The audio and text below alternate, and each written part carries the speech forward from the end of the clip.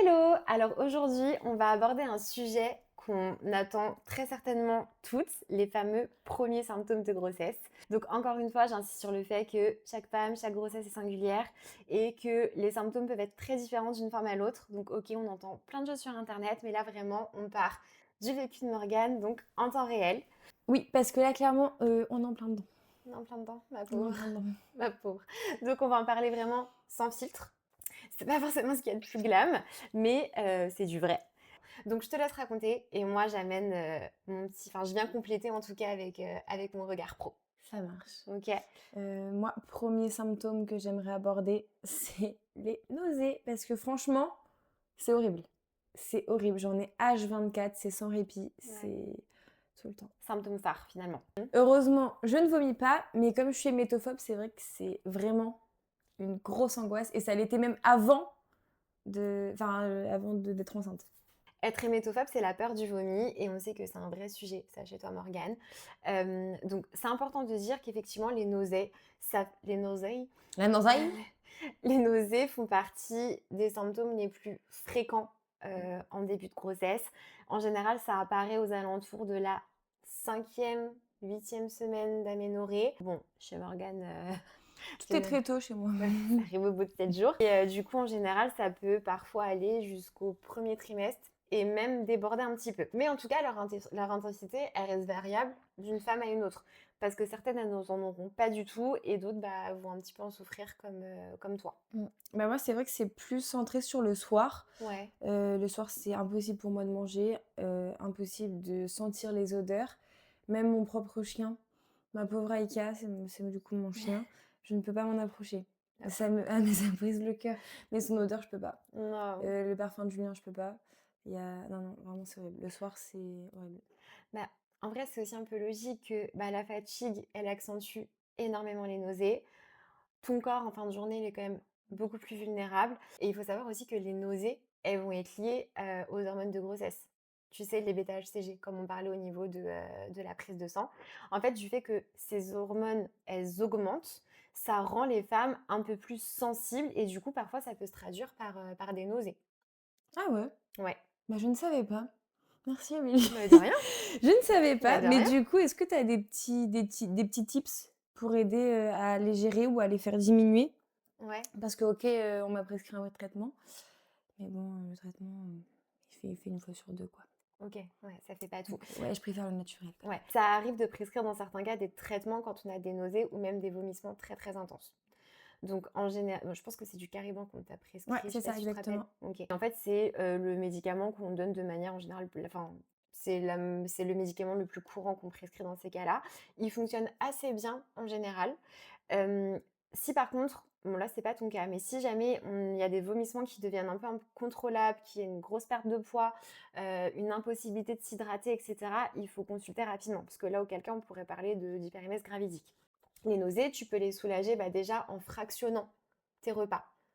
Ouais, Ok. ça, c'est ce que je fais. Bah trop bien. Mmh. Fractionner tes repas parce que l'idée c'est d'éviter d'avoir l'estomac vide. Donc du coup, tu manges plus régulièrement, mais en plus petite quantité. Et du coup, tu l'associes à des traitements. OK. Bah, en vrai, ça, c'est un peu ce que je fais. Ouais. Moi, je mange à peu près toutes les 2 heures. Les nouveau-nés en fait. Un petit peu, hein, Ouais. et je mange des petits princes en plus, alors c'est Les, on est vraiment sur les trucs d'enfants là. les petits princes. Ouais, les petits Bah, princes, les les petits petits princes péchés en mignons. vrai, mais en vrai ça peut être un gros. Déjà, le petit prince chez nous c'est un gros classique. Hein, voilà, Effectivement, c'est genre un peu effectivement. une marque familiale. Mais c'est aussi un classique tout court parce que généralement les aliments secs, ça va te permettre, genre des biscuits, ça va te permettre en fait de mieux tolérer Mmh. le fait que tu ressentes du coup des nausées parce que ça va absorber un petit peu l'acidité et du coup c'est ça qui va calmer un petit peu les nausées. Ah oui, d'accord. Mm. Bah, tu sais qu'à un moment donné, j'ai même pensé à arrêter ma grossesse tellement, que les nausées étaient beaucoup trop fortes, beaucoup trop là. Ok, ça marche. Bah ça c'est hyper important que Mmh. tu le dises parce que Mmh. en vrai c'est vrai qu'on parle souvent du physique, des symptômes un petit peu physiques, mais beaucoup moins de l'impact psychologique des symptômes. Parce qu'on sous-estime quand même beaucoup, je trouve, la charge mentale des débuts de grossesse. Mmh. Pourtant, elle est tellement importante Ah ouais. et aussi importante que les symptômes physiques Mmh. que ça peut générer. Parce qu'en fait, déjà, toi, c'est une vraie phobie chez toi. Donc, automatiquement, je pense que tes sensations, elles sont quand même amplifiées. C'est comme si, en Mmh. fait, ton cerveau, il allait anticiper, heu, les dangers. Du coup, ça va directement majorer tes symptômes. Donc c'est un peu un cercle vicieux parce que tu angoisses, tu as des nausées, donc tu as encore plus d'angoisse, donc un peu plus de nausées. Donc ça, c'est un peu compliqué. Ah, c'est vrai. Mais c'est vrai que ce qui m'a aidé aussi quand même, c'est d'être chez moi. J'ai pas le stress du travail, j'ai pas le stress de la voiture, j'ai pas le stress de sortir. Mmh. Je suis chez moi, je réussis à, entre guillemets, à me canaliser, à me calmer un peu. Ouais. Et c'est vrai que ça m'aide quand même. C'est vrai que d'être dans un environnement rassurant, en général, ça aide à soulager un petit peu les symptômes. Et en plus de ça, essaye de peut-être de les allier avec des petits exercices de respiration, de choses comme ça. Comme ça peut à la fois calmer tes angoisses, soit peut-être les nausées. T'as raison. Je vais tenter. Je vais tenter, je vous redirai. C'est super. En plus, j'adore faire de la respiration. J'ai hyper mal au sein. OK. Arrête. Vraiment, c'est. Donc, pendant mon SPM, j'ai mal au sein, Ouais. comme la plupart des femmes. Là, c'est fois 3, fois 4. C'est horrible. Mais c'est horrible. Je ne peux OK. pas dormir sur le ventre. C'est une douleur. Je n'ai Ouais. jamais eu aussi mal au sein de ma vie. OK. Mais au Voilà. moins, si je peux me permettre, Ils sont beaux, hein. t'as pris. Ouais, J'ai une super poitrine. voilà, Je suis assez fière de ma poitrine, oui. tu pris une jolie taille. Ah oui, T'as pris une c'est le jolie petit point taille. positif aussi de tous ces premiers symptômes, hein. Mais en vrai, là encore, c'est encore un symptôme très fréquent et encore une fois, une question d'hormones. Parce que du coup, ton volume, il augmente, donc la tension, pareil, et du coup, tu deviens un petit peu plus hypersensible. Là, essaye, je sais pas trop comment tu gères ça, mais essaye de porter peut-être des soutiens-gorge sans armature. Mmh. Ça va te permettre du coup d'avoir un bon maintien. Donc, tu sais, un petit peu les types brassières, et puis ça pourra peut-être soulager la douleur, comme ça, tu n'auras Mmh pas mh. de gêne, etc. OK, et du coup, j'ai une petite question. Ouais. Est-ce que le fait qu'il soit plus gros, Mhm. ça va me favoriser l'allaitement? Alors, pas vraiment. Pas vraiment. Ou ils sont juste beaux? Alors, déjà, c'est pas ils sont juste beaux, c'est déjà ils sont beaux. Mais en gros, du coup, alors ton corps il change, OK, parce qu'il se prépare à l'arrivée de ton bébé. C'est pas ça qui va impacter ta capacité d'allaiter. Petit spoil, ce qui compte pour l'allaitement, c'est pas la taille du sein, mais ça va être ta glande mammaire et la stimulation que tu vas du coup en faire après la naissance. Mais par contre, enfin, ça, si ça te va, on pourra peut-être l'aborder dans un prochain épisode qu'on pourra, enfin, peut-être spécialement dédié à l'allaitement. Ah mais grave. OK, Ah mais grave. trop bien. Grave, Donc grave. alors, je te réponds juste que non, la taille OK. ne, voilà, M'en dis pas la plus. taille des seins OK, n'influe en rien ta OK, capacité d'allaiter. OK, merci bien. Sinon, autre symptôme, 2 autres symptômes, j'ai extrêmement soif. Mais alors, tu le sais très bien, Ouais. normalement je ne bois pas. Je bois très rarement et alors là, j'ai extrêmement soif tout le temps, tout le temps, tout le temps et j'ai un goût de fer permanent dans la bouche. Contre. Alors, encore une fois, tout ce qui va être un peu goût, goût type métallique, c'est hormonal. En fait, j'ai l'impression qu'à chaque fois, je vais te répondre ça. C'est souvent très lié aux hormones. En général, les chewing-gums, ça aide quand tu as un espèce de goût un peu Mmh. ferreux comme ça dans ta bouche. Et sinon, c'est vrai que la grossesse, ouais, ça peut donner un peu plus soif que d'habitude à cause un peu, tu sais, des phénomènes physio, physiques aussi qui se passent au sein de ton corps. Donc, encore une fois, je te parle de phénomènes hormonaux, mais c'est ça en fait qui va influencer ta soif. Et il peut y avoir aussi parfois des questions de rétention d'eau. Alors ça, c'est en général, ça vient pas surtout en début de grossesse, mais ça peut arriver. Mais voilà, il peut y avoir soit les hormones, soit du coup le phénomène de rétention d'eau qui peut impacter la soif. Et il y a aussi ton volume sanguin. Ton volume sanguin et la quantité de liquide, en fait, ça s'accroît. Donc c'est ça qui peut expliquer en fait l'augmentation de ton besoin en eau et du coup le fait d'avoir soif. Et aussi selon la position de ton bébé, etc. C'est pour ça que ça va jouer aussi sur le fait d'avoir, tu sais, envie de faire pipi très très régulièrement. Mais en tout cas, hydrate-toi bien, c'est important. OK, bah, du coup, en parlant de pipi, on va parler alors ça, pour l'instant, je l'ai pas encore, du coup, heureusement. Il y a eu un symptôme qui m'a fait extrêmement peur, au tout début, mais j'avoue, c'est pas très, très glam, de parler de ça, mais on va en parler. Je t'écoute. Beh, dans la vie de tous les jours, je sais qu'on est censé avoir des pertes blanches, que c'est normal. Mhm. Il y a des femmes qui en ont beaucoup, d'autres un peu moins Ouais. et moi, normalement, j'en ai, normalement. Sauf que là, depuis la grossesse, j'en ai énormément. Genre vraiment, j'en ai beaucoup et je sais pas si c'est normal et ça OK. m'a fait enfin, au tout début, ça m'angoissait vraiment beaucoup ça, par contre. Bah, déjà, oui, les pertes blanches, elles peuvent aussi être présentes hors de la grossesse. Mais encore une fois, ça dépend de chaque femme. Certaines, elles vont en avoir beaucoup, d'autres moins. Mais en fait, les pertes blanches, c'est, comme tu dis, normal puisque c'est un facteur protecteur. Déjà, est-ce que tu sais À quoi ça sert? Bah, moi, de ce qu'on m'a dit, Mmh. on m'a dit qu'en gros, ça servait à protéger. OK, Mais justement, ça devrait rester pareil enceinte? Parce qu'en temps normal, ça sert à protéger. OK. Et du coup, pourquoi enceinte, on devrait en avoir plus? C'est un peu un système barrière de protection. Donc, ça te protège contre les infections urinaires, contre les mycoses, et cetera, contre les infections tout court d'ailleurs. Et quand on est enceinte, en fait, il y a tout qui bouge à l'intérieur pour laisser place à tout ce qui est placenta, fœtus, les modifications de ton utérus, et cetera. Et en fait, tout ça, ça joue sur les parois de ton vagin. Et quand tu es enceinte, tu peux pas forcément ressentir la douleur si tu développes une infection. Donc en fait, ton corps, il va produire 2 fois plus de pertes pour augmenter ton système auto-nettoyant et donc éviter les infections type cystite par exemple. Après, encore une fois, ça dépend des femmes, tu vois, toi ça te concerne toi par rapport à ça. Mais par contre, si on a des pertes qui sont inhabituelles avec une odeur particulière, une couleur anormale, des douleurs associées, etc., encore une fois, il faut consulter. OK. Donc voilà, donc des pertes blanches, sans odeur, non douloureuses, c'est normal.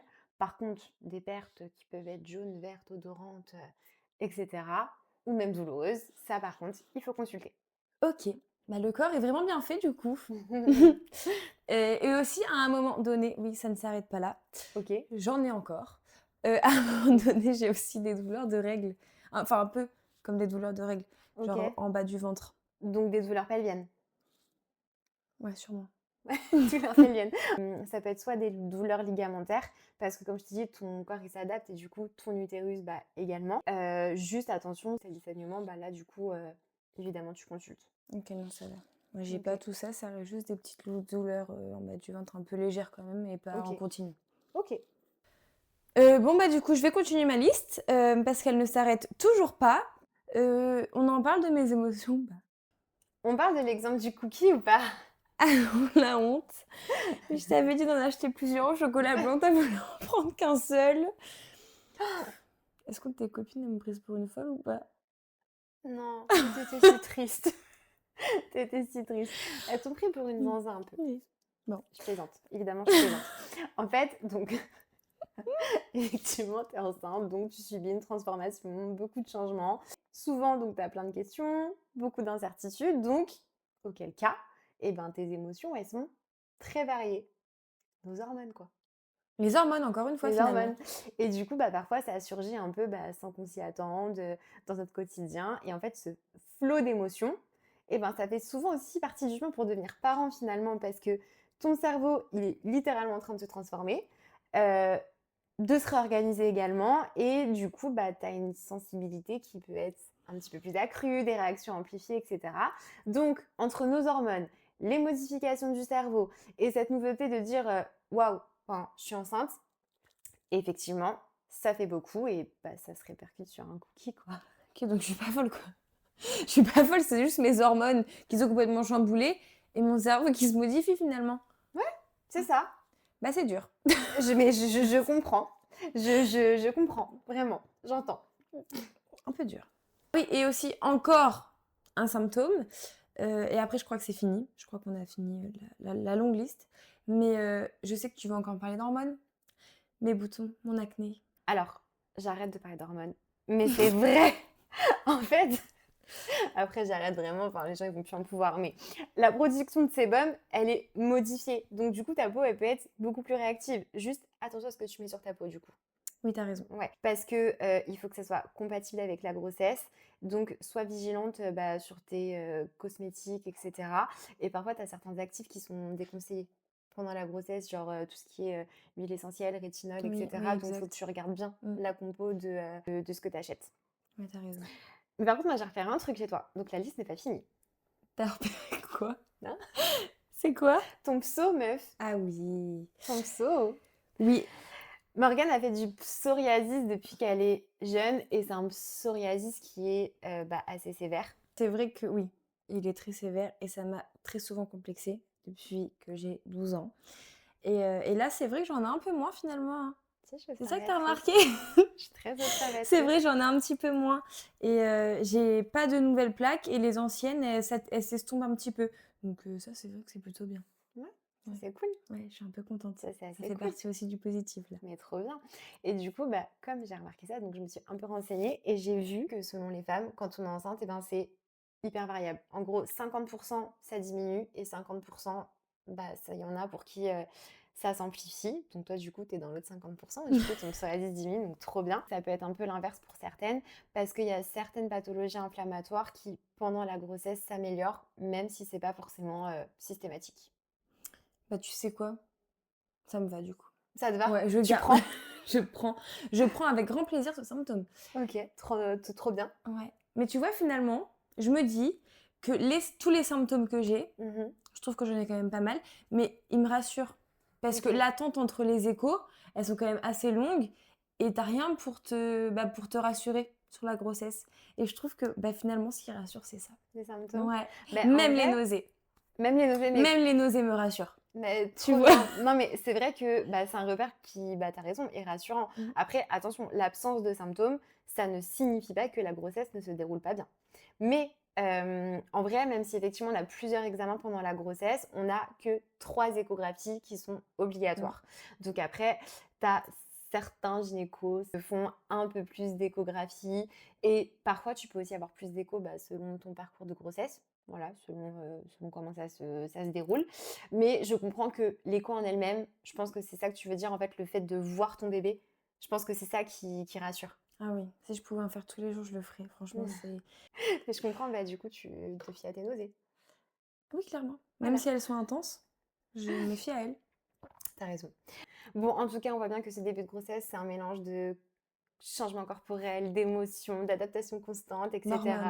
Voilà, d'hormones. Je t'ai rabâché mes Donc hormones, je sais. voilà.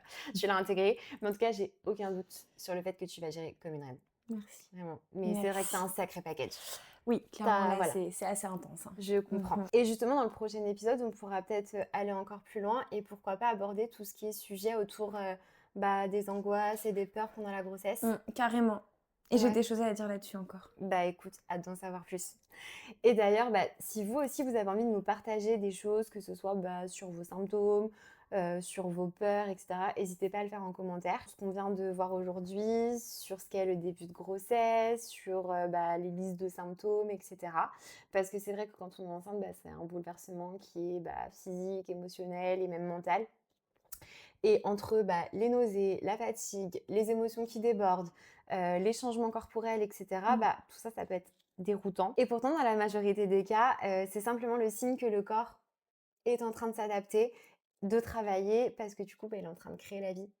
Donc, bah, c'est beau quand même. Non, Mais c'est voilà, beau. ce qu'il faut retenir, donc la chose essentielle, c'est que chaque grossesse est différente. L'absence ou l'intensité de symptômes ne définit pas s'il y a une bonne évolution de grossesse ou pas. Et bah, du coup, moi, en tant que belle-sœur, future tata, puéricultrice, mon rôle, c'est aussi bah, d'aider à faire le tri entre bah, ce qui est normal ou ce qui peut nous amener à consulter. Donc voilà, donc encore une fois, écoutez-vous, entourez-vous et restez jamais seul avec vos doutes. En vrai, on vous Faut en parler. mais c'est ça, et on vous en voudra jamais de consulter, de prendre un avis pour rien entre guillemets, Mm. plutôt que de passer à côté de quelque chose. Donc voilà, et puis bah nous on se retrouve très vite dans un prochain épisode. C'est parti. Bye!